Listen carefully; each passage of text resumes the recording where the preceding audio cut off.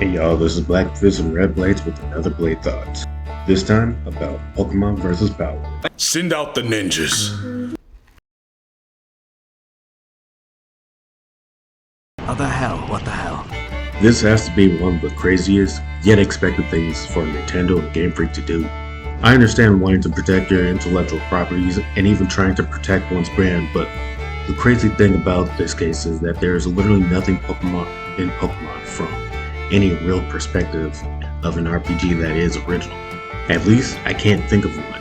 Pokemon capturing came from Dragon Quest apparently, along with many of the designs. The other game mechanics as far as how things perform to do the same moves are merely nitpicking at what people can and can't do for their own games. I mean, riding creatures is a staple in many things, especially when you have things like Monster Hunter and even just regular games with westerns. It is more painful to see something feeling this petty from Nintendo, which is doing more to hurt its own image than actual competition for the same genre. Hell, the fact that they are trying to use last-minute updates or change patents to try and squeeze Palworld out of the loop is just crazy altogether, and unnecessary in my opinion.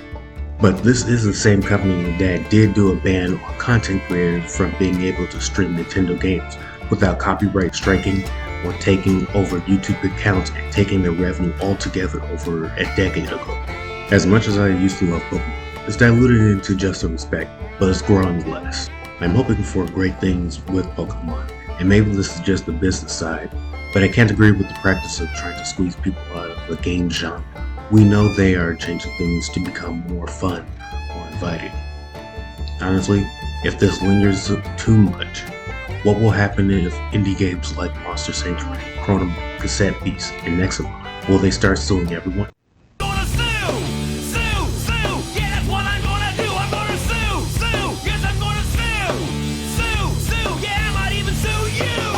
It's just getting to be too much considering Palworld isn't even a real threat to Pokemon in my opinion.